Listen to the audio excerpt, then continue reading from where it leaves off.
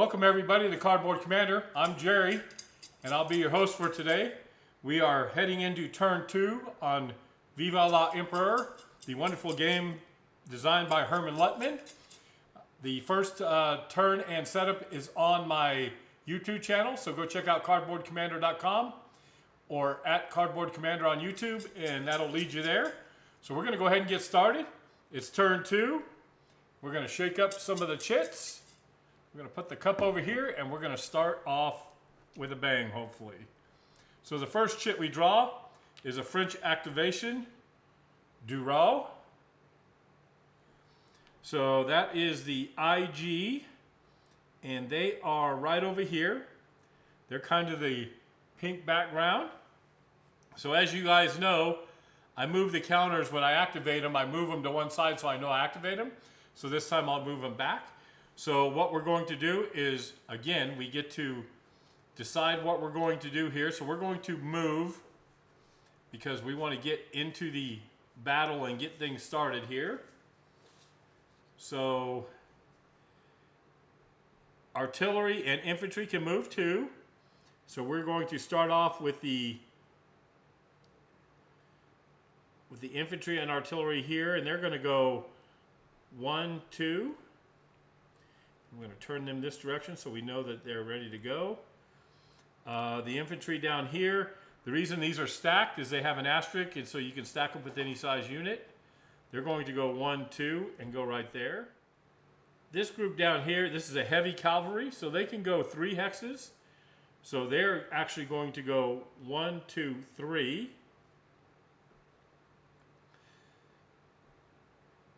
And then the infantry that's down here will go 2, and they will go 1, 2 up to here. And that will be that for that activation. Goes back down in the corner, and now we draw another chit. So this one is Hill, and that is the Anglo activation. I don't know if that works or not. We may not be doing that anymore. So Hill is in charge of the 2nd Corps. And they are located right over here. They're kind of the purple colored over here. So now we have to roll and see what their response is going to be. So we pull out the Anglo-Allied chart. Now the good thing is I did move the dice tower over, so we should be able to see that. The blue dice will be the first number. So we're looking at 24. Open fire at largest target. Units issue bombardment combat at the largest strength point French unit in range and LOS. So over here, so again, artillery can go a range of 3 or 4 if it's a heavy artillery. So we're looking at Clinton here. They are 1, 2, 3 from the guys here in Foy. As is Mitchell. 1, 2, 3. So they're going to combine, and they get 5 dice. The to hit number will be 4 because they're in the clear. So we will see how this works out. They get 5 dice. So we've got 3 successes, so of course you can only get 1 success in the bombardment phase. So Foy will become shaken. And those 2 have been used. And then up here with Hellet or Helkit, he can't fire at anybody, so they are done. So we take this activation chit and we put it to the side, and we draw another one.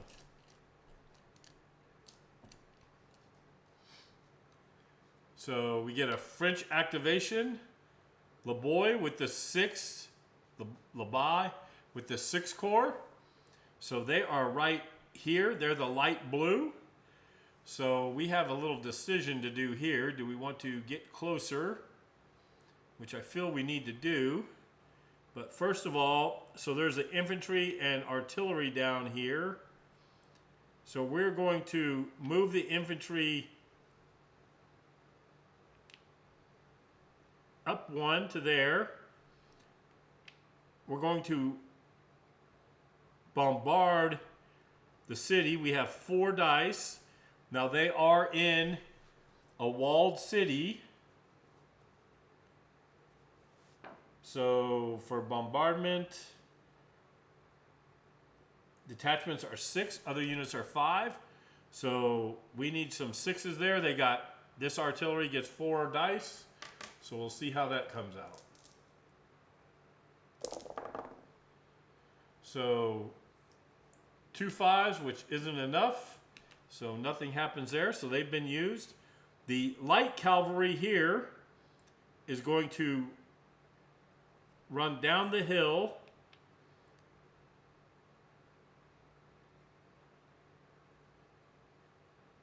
to there. This light cavalry unit's going to run down the hill to there. The infantry here is going to go forward too, and they will be done. So that activation is done. And we'll draw another one. So we're getting ready to get into some combat here, some close combat. So we activate, the French is activated again. We get Kellerman, the 2C Corps, which is located, I just saw them. They're over here on the far left.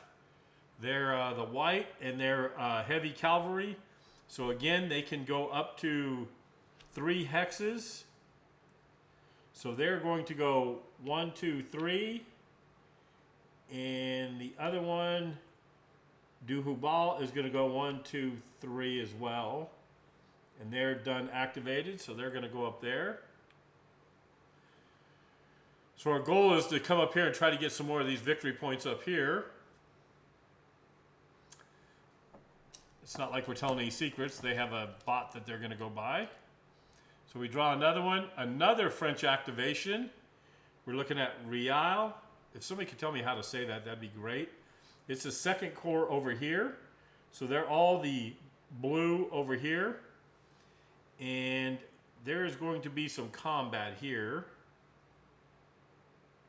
So we will have to look. This is the first close combat we can have. So let me get the rule book because I want to make sure we're doing this correctly.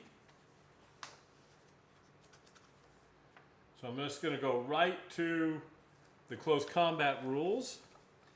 And it looks like we have 1, 2, 3 infantry units surrounding Hogamont. So it says here, this unit action simulates an active infantry unit moving to within small arms firefight range with the enemy, only about 50 yards, or in some rare cases conducting an actional bayonet charge. If the active unit is a cavalry unit, this represents a cavalry charge. Artillery units may not use this unit action. Only one unit may conduct a close combat attack at a time, but adjacent friendly units will provide support. The active unit is the attacking unit, and the target unit is the defending unit. So they're going to have one unit defending. The attacking unit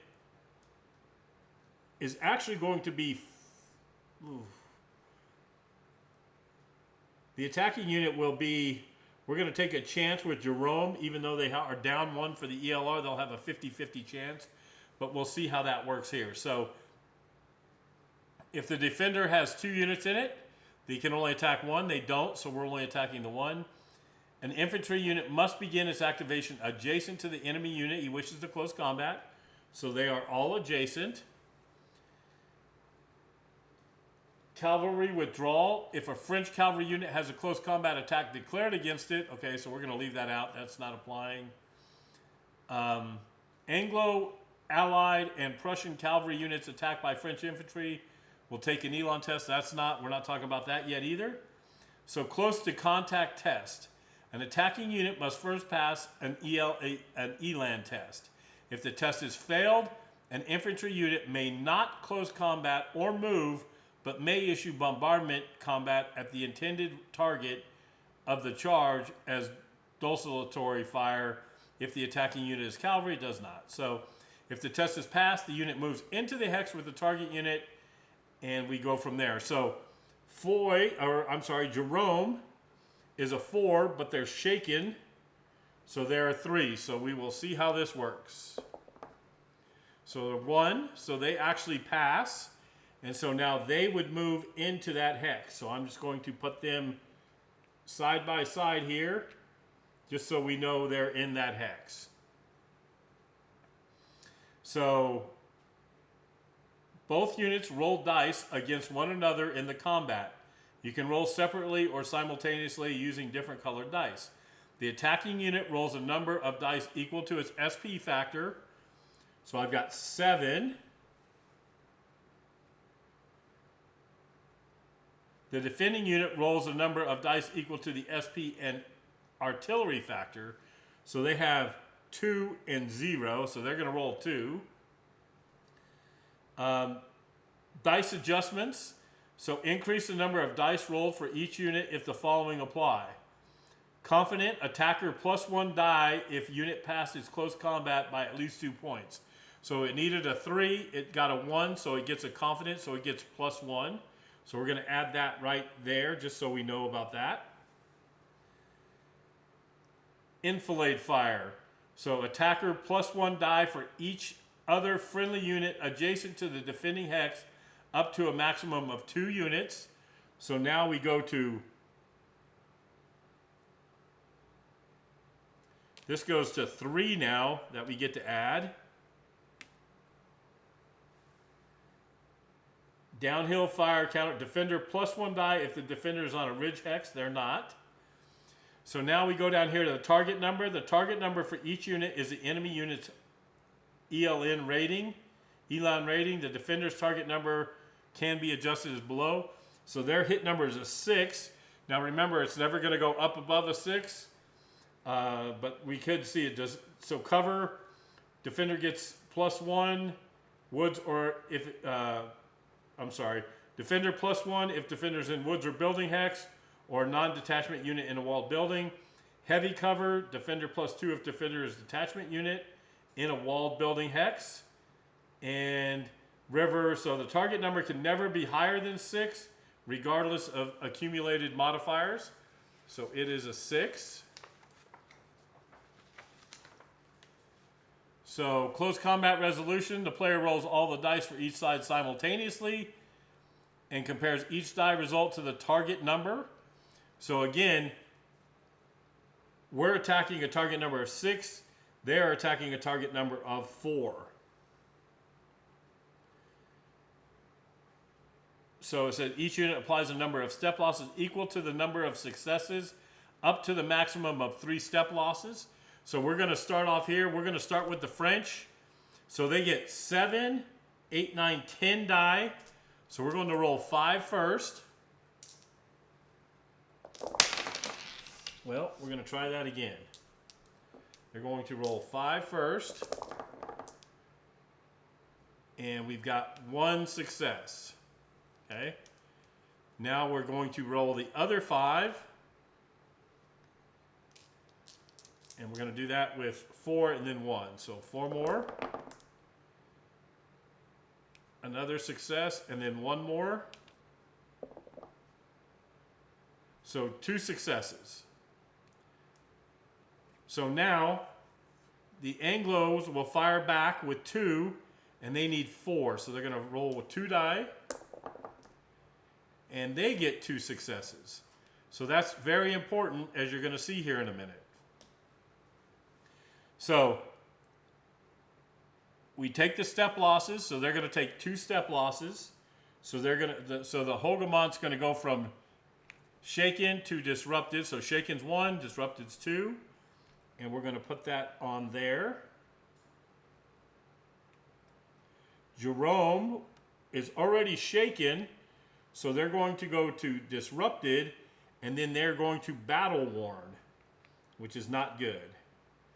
And we'll have to read to make sure we do that exactly too for what battle worn is. So we're not finished yet. So that's just the damage done. Now we have to see who the close combat winner was. The unit scoring the most successes wins the combat, and the opposing unit loses the combat. If both units score the same number of successes, the defending unit wins. The losing unit must retreat 2 hexes except detachment. So Jerome has to retreat 2 hexes, and it has to go back toward our side of the board. So they're going to go right back to here. We're going to make sure we did that right. They go back 2 hexes. If tied, the losing attacking unit moves back to it. Oh no, I'm sorry. If tied, the losing attacking unit moves back to the hex it occupied before the attack. This is not a retreat move. So it goes back to here.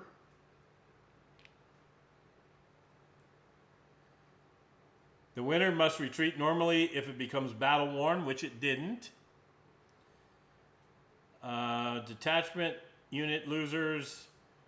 So that's it. So they hung out. They're battle worn. So now we have to see, I think when a unit becomes battle worn, there's another thing that has to happen.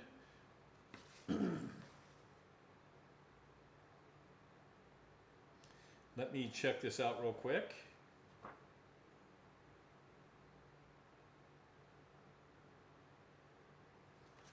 So let's go back to, here we go.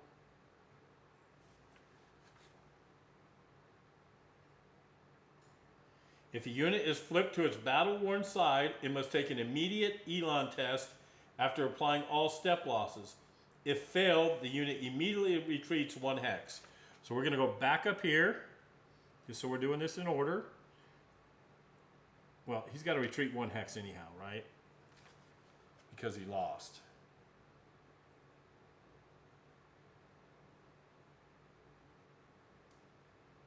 So we're going to roll. He had to move back 1 anyhow. He did lose, but he goes back 1, which he did. I don't know if he goes back 2, because he'd have to, but right now I'm going to play that he only goes back 1. Let me know if I'm making a mistake there. And then all of these units have been activated. So then we've got Pfeiffer here, who's going to fire artillery. So he's going to bombard down here. So he's within range. He gets 3 dice, but he's also firing downhill, so he gets a 4th dice. And he needs 6s to hit.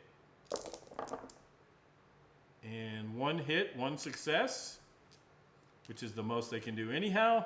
So now Hogemart becomes battle worn, and let's see if he has to take an Elan test.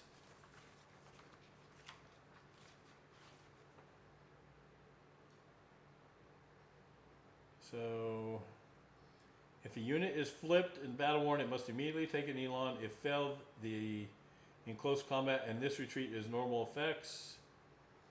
Exception: detachment units that fail a panic test do not retreat. Instead, they take an additional step loss. So the only way he can fail is they would need a 6, so they're going to take their roll, and they're fine. So everybody here has been activated, and Hogemart is in trouble.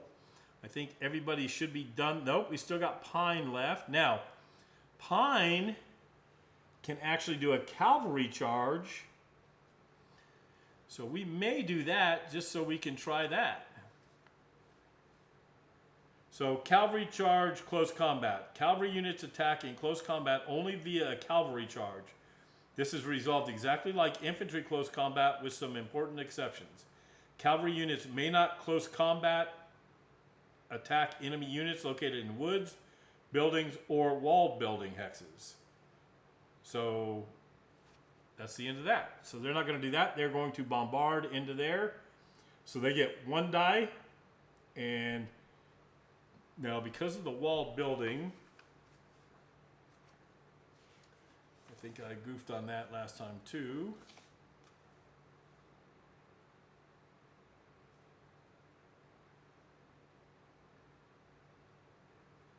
Defender, heavy cover, defender is +2 Elan if detachment only in walled building hexes. So we will need a 6 to hit there. So we're going to roll 1, and close but no cigar, and now Pine is done. So now they are done, and we will go to the next chit. which is Anglo-Allied Corps activation, and it's the Detachment's activation. So it's right there. So let's see what that does. So Detachment activation. Hogemart, the single largest SP French unit, player's choice, if tied, adjacent to Hogemart, takes an Elan test. If passed, there's no effect.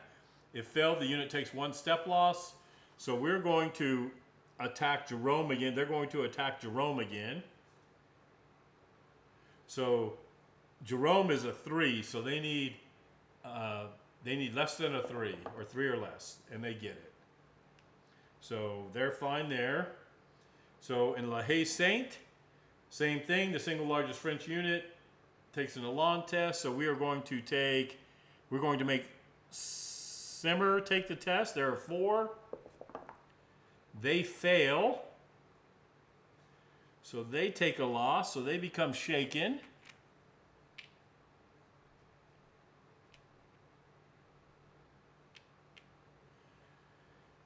And we got to make sure that we flip these so we know they've been activated. And then over here, if they had damage, they would be able to rally, but they don't get the same effect of being able to do that over there. So that is it for the detachments. So now we go on to another chit, and it is a French Corps activation, Napoleon Commander.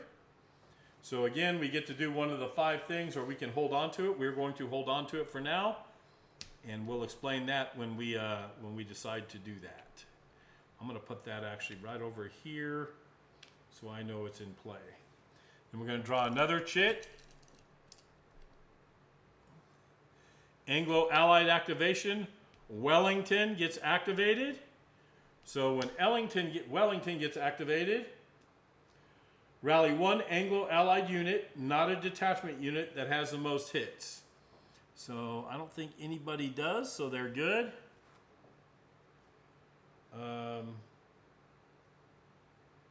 Now we roll 2 dice.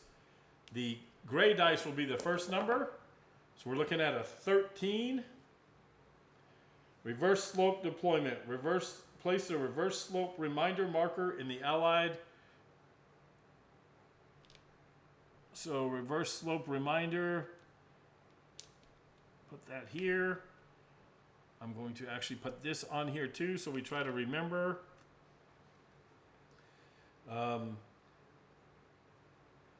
All Anglo-Allied infantry and cavalry units located on a ridge terrain have an automatic target hit number of 5 against bombardment attacks. Okay, so that's it for Wellington. Now we draw another one. And we draw a Wellington activation, which is the Royal Corps. They're all the red units here. So we will have to roll. Again, the gray will be the top dice. 54. Reinforce recapture. Units will actively move to help defend a VP hex or attempt to recapture a VP hex that is under French control. A VP hex qualifies for this result if it is under French control or has 1 or more French units adjacent to it. French units in or adjacent to that VP hex are also qualified as targets for the result. The VP hex must be within 4. So we've got a couple here, right? So 1, 2, 3, 4. 1, 2, 3, 4. They're not. 1, 2, 3, 4. Okay, so we've got a few here. So Anglo-Allied infantry units already in or adjacent to the qualified VP hex, which there are none, conduct bombardment against the French. All other units will conduct, units adjacent in or adjacent to the qualified VP hex or French unit conduct bombardment combat against the French unit nearest the VP. So all other units will conduct bombardment from their current position against a French unit in or adjacent to the VP. If they cannot bombard such a unit, they instead move to the qualified. So they can bombard.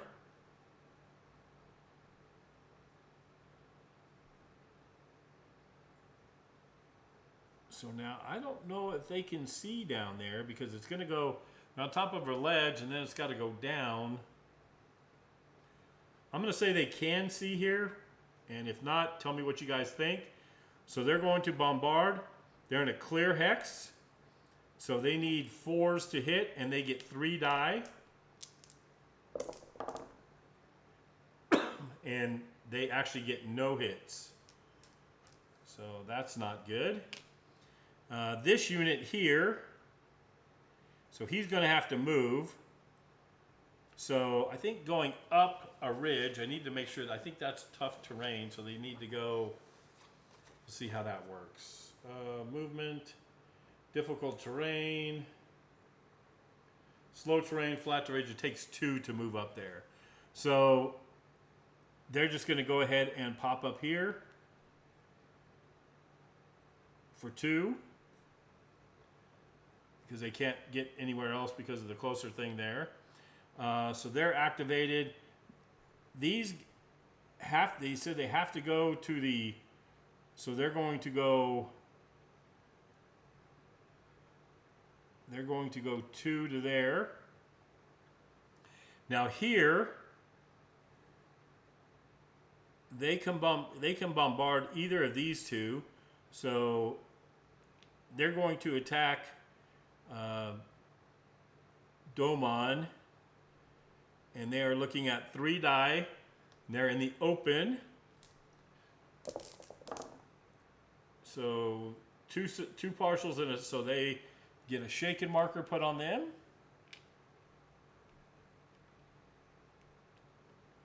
They've attacked. Now we come over here, and we've got, they can bombard, and they can bombard. So they're going to go 4 die into Simmer, who is in the open, so they need 4s or better. And they easily do it. So now Simmer takes another hit, so they become disrupted.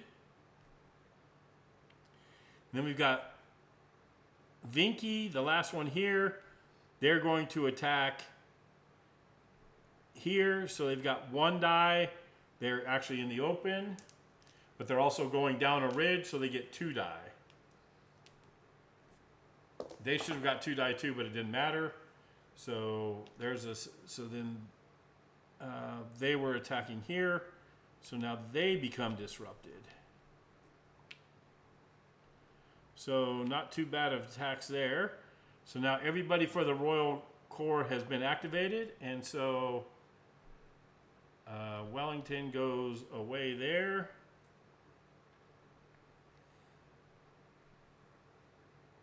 And they go away there. All right, so now we draw another one. Well, folks, I don't know when that stopped, but I'm not going to go back and try to figure that out. So unfortunately, we'll have to just go from here. I need to pay attention. My camera only goes 25 minutes at a time before shutting off. So I don't know where we dropped off, but as you can see, some things have changed, and we'll kind of, I apologize. I just, I don't feel I need to go back and do that. You can see the battle there, and you can see where we're at. I do apologize, and I'll try to keep a better eye on that. So what we have done is we drew Prince of Orange. So they're going to activate all of these. So we're going to roll that. The blue die will be first. A 21. Open fire at largest target. Units issue bombardment combat at the largest SP French unit in range and LOS. If there is a French unit within range of LOS and adjacent to an Allied line of communications hex, that French unit is the target. Okay, so here we're going to go, first thing they're going to do is Cook is going to bombard Boschlau here. So they're both on even ground, so they get 3 die. And they're looking for 4 or above. So they got a 6, so they do 1 damage. So they become shaken. And they've been activated. Now we're going to come over here.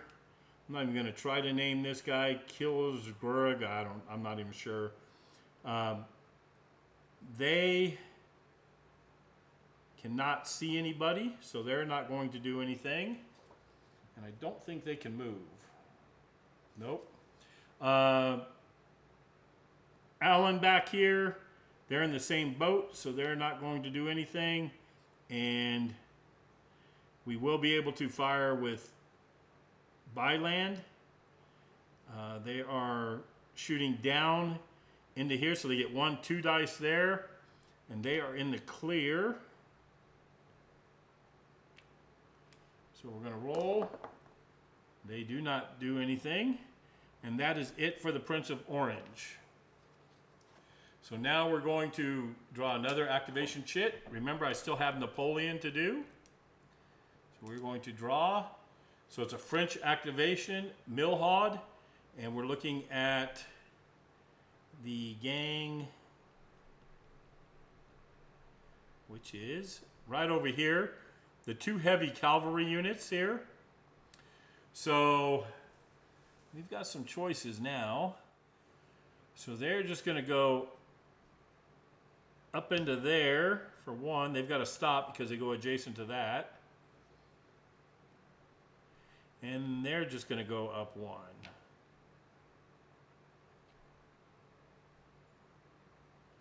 And that'll be it for that activation. Now we draw another chit. Anglo activation, Uxbridge, the double C core, which would be the green back here. So we're going to roll for that. Blue dice will be the big one. 21. Again, open fire at the largest target, and unfortunately, they're not going to be able to do that either. So they don't have anybody to shoot at. They don't have anybody to shoot at. Unfortunately, nobody here can shoot, so that's it for them. It's really bad luck for them. They need to move or something there. Another chit, we get French Corps activation and another Napoleon. So we're going to do a couple things here. So we're going to use 1 Napoleon. And we are going to use the Son of Austerlitz. Pick any hex, even an empty one, to perform a rally. So I'm going to go ahead and put the Napoleon counter right here.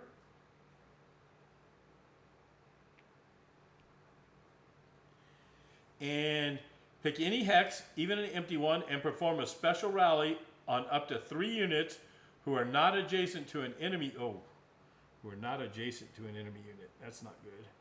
So let's rethink that. Not adjacent to an enemy unit. So we're going to have to come over here